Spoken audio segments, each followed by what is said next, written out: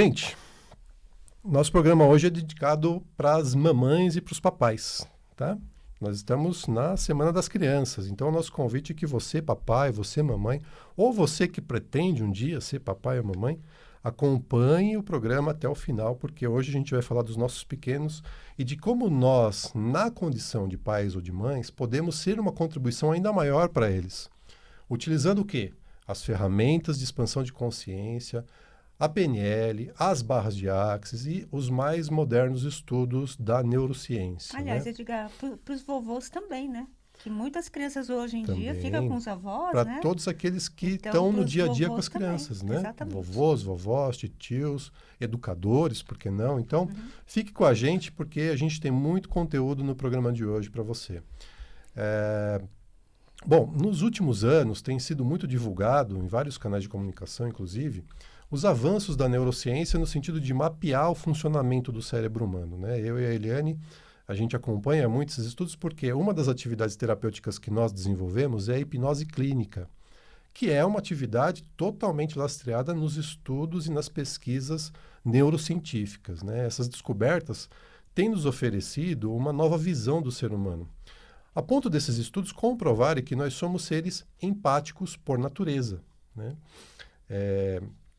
E essa condição nos coloca numa possibilidade de convivência com as pessoas que nós buscamos, inclusive, instintivamente. Né? Ainda que, em muitos casos, conviver seja bastante desafiante. Né? Isso se manifesta conosco desde bebês. Tá? Sabe quando você pega um bebezinho no colo e fica fazendo careta para ele e ele começa a te imitar? Ou quando você faz um som e ele começa também a fazer um som, né? Ele começa a imitar o som que você está fazendo? Essa imitação é uma das bases neuronais da empatia. É porque nós somos capazes de imitar que nós também somos capazes de ser empáticos. E isso acontece porque nós temos uma coisa chamada neurônios espelho, que tem a função de reproduzir e espelhar no nosso cérebro qualquer coisa que nós vemos nos outros. Sabe quando você vê alguém bocejando e tem vontade de bocejar também? Ou quando você assiste um filme ou uma novela e vê uma cena emocionante e aquilo te faz chorar? São os seus neurônios espelho entrando em ação. Muito bem, Edgar. E o que isso tem a ver com as nossas crianças? Como isso interfere na minha relação com a minha filha ou com meu filho? Bom, para começar, muito do que eles manifestam em seus comportamentos e em suas atitudes está relacionado com as crenças que nós transmitimos para eles. As crenças que nós implantamos nos nossos pequenininhos, em grande parte dos casos, são positivas, né? São benéficas e ajudam a formar os adultos que eles serão no futuro. Mas em outra grande parte das vezes, são crenças muito limitantes. E são responsáveis por formar pessoas tímidas, inseguras, sem iniciativa, medrosas e por aí vai. O grande problema, gente, é que ninguém fala isso pra gente na maternidade, né? A criança não vem com manual de instrução. Ninguém conta pra gente que nós podemos evitar muita coisa no comportamento e na formação dos nossos filhos apenas mudando a forma como nós falamos com eles. Sequer temos consciência que isso acontece. Muitas vezes as crianças, por conta da ativação do sistema de neurônios espelho, imitam os pais. Eles captam e reproduzem comportamentos e depois aí a gente sai repetindo, todo orgulhoso, né? Olha aí, igualzinho o papai, olha aí, a cópia escrita da mamãe, né? Bom, a boa notícia, querido ouvinte, é que os nossos filhos são, em essência, muito mais do que nós acreditamos que eles são. A proposta do Axis, inclusive, é fazer com que nós tenhamos a consciência de que eles são seres infinitos. Né, Eliane? É isso mesmo, Edgar. O Brandon Watt, que é um facilitador certificado de classes avançadas do Axis Consciousness, que inclusive esteve aqui nos estúdios da Vibe Mundial em fevereiro deste ano, dando uma entrevista exclusiva para nós, ele falou nessa entrevista muito sobre relacionamentos e sobre relacionamentos de pais e filhos. Então, se você também não teve a oportunidade de acompanhar essa entrevista, vale muito a pena assistir.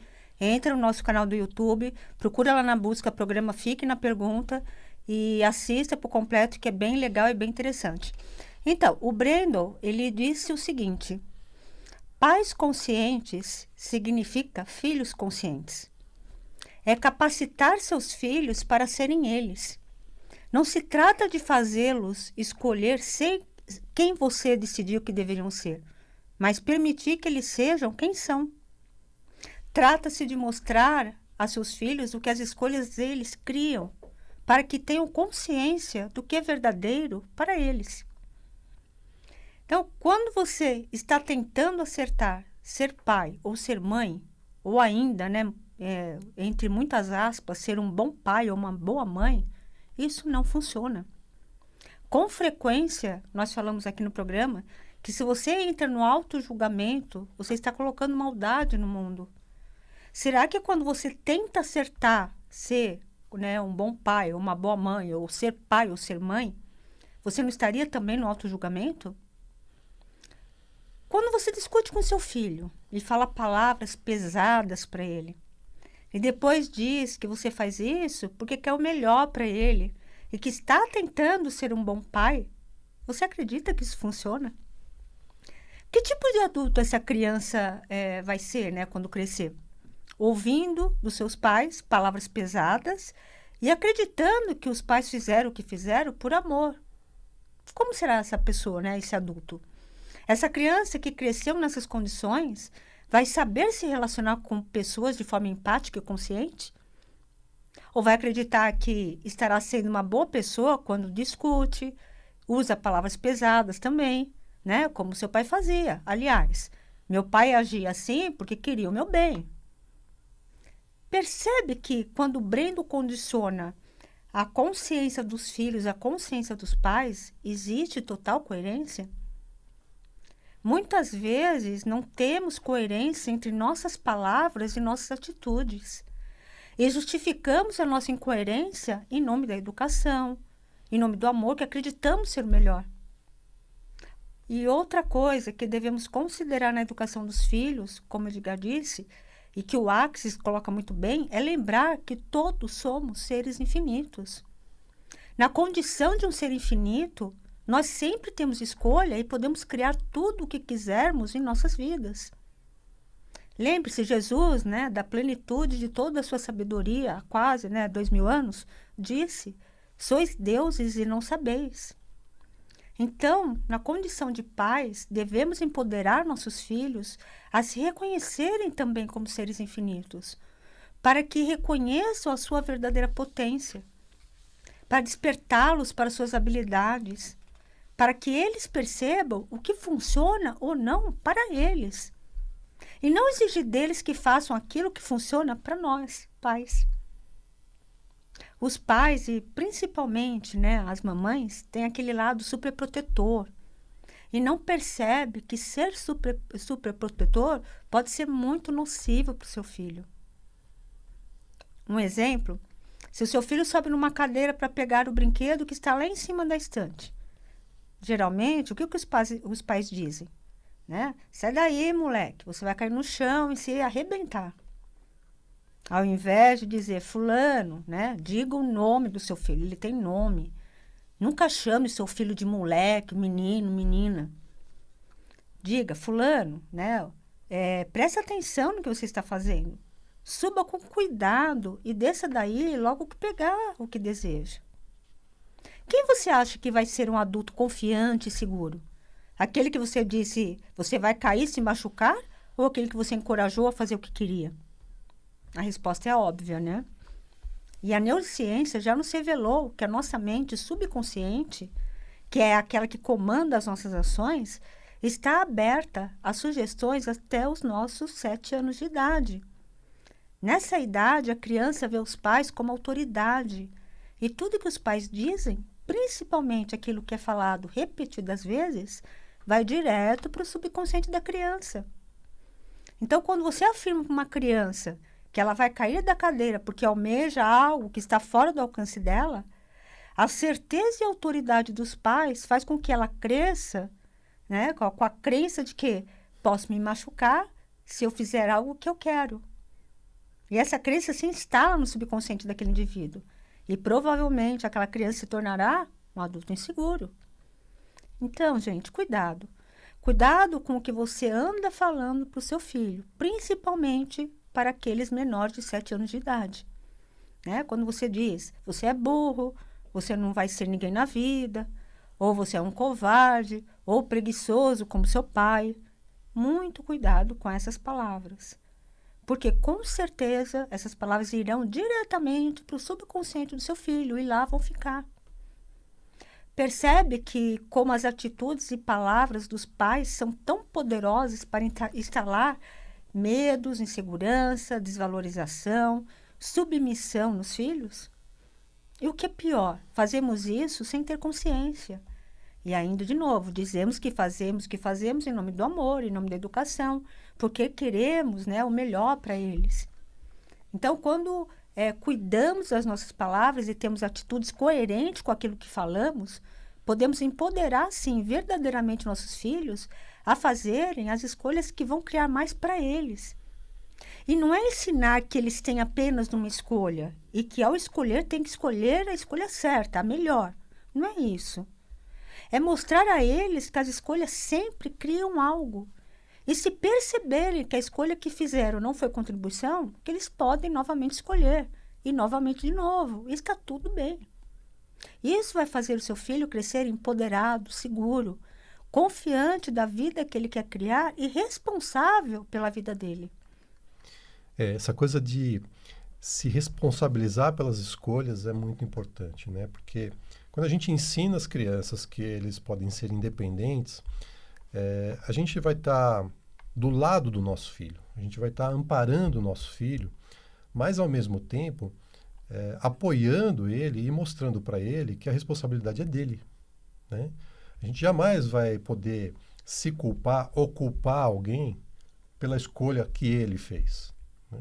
O problema é que muitas vezes nós julgamos que a vida dos nossos filhos não é boa por culpa nossa, né? Nesse caso, a minha primeira recomendação é risca essa palavrinha miserável do seu vocabulário, tá, gente? Culpa é um implante. Isso foi colocado na gente para a gente sofrer o controle dos outros. Você não tem culpa de nada, você fez o melhor que você poderia ter feito com os recursos que você dispunha naquele momento.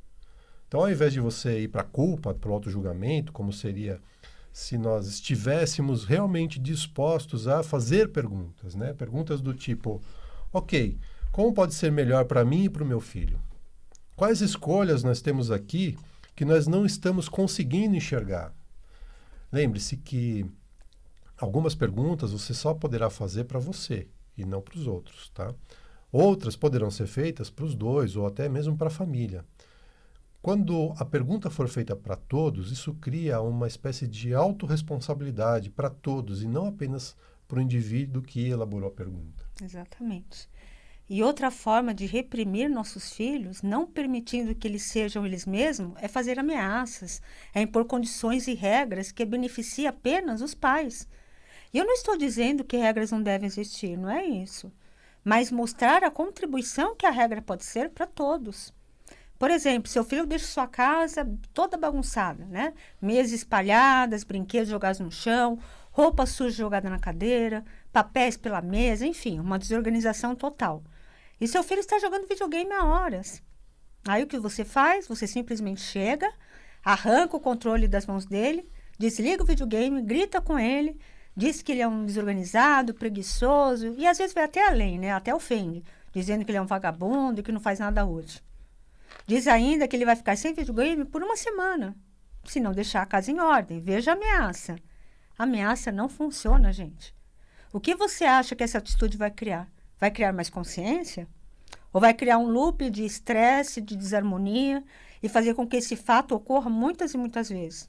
Porque, com certeza, essa atitude que teve não vai criar algo expansivo. Pelo contrário, vai criar mais estresse e desarmonia para todos. E o seu filho não vai fazer o que você quer. E ele não vai fazer por quê? Porque você não trouxe para ele a consciência daquilo que você estava requerendo.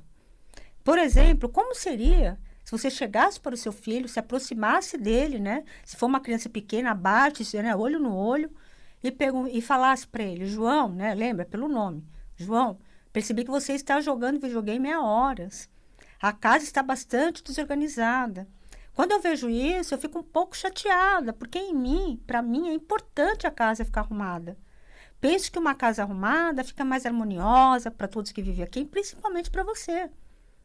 Você poderia contribuir comigo arrumando seus brinquedos, guardando suas meias no seu guarda-roupa, né? Colocando a roupa suja no cesto, colocando os papéis na sua mochila?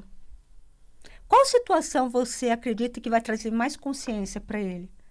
Né? Qual situação você acha que vai criar algo de mais contribuição para todos?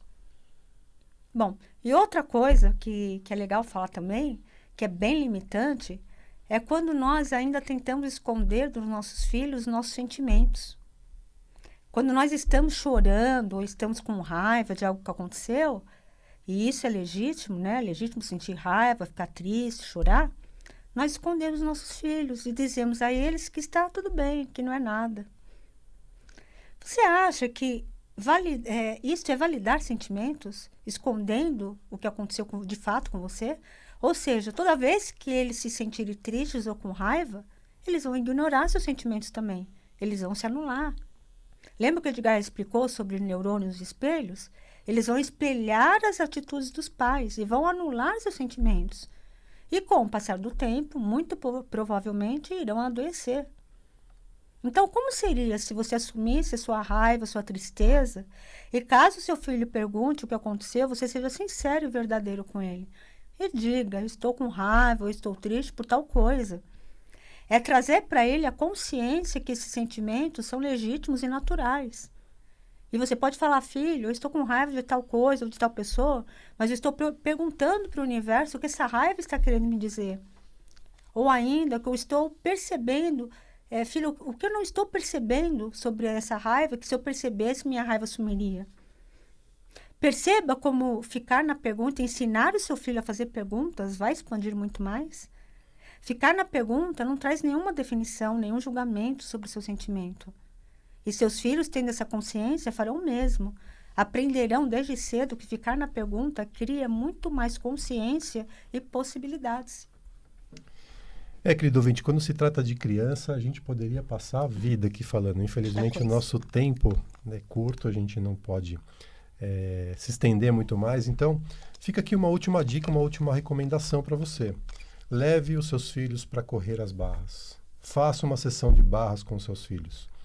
Vocês vão perceber como as barras podem ser uma contribuição incrível para eles, no sentido de potencializá-los para um melhor aproveitamento escolar, potencializá-los para uma maior concentração nas suas atividades, né? Crianças não, mas adolescentes que estão em fase, por exemplo, de vestibular, é uma contribuição gigantesca. Então, procure levar seu filho para um facilitador ou para um praticante de barras e corra as suas barras, corra as barras dos seus filhos, que vocês vão ver como isso é incrível. Queridos, gratidão pela audiência. Tenham todos uma linda e divertida semana. Todos tenham uma ótima semana e fique na pergunta.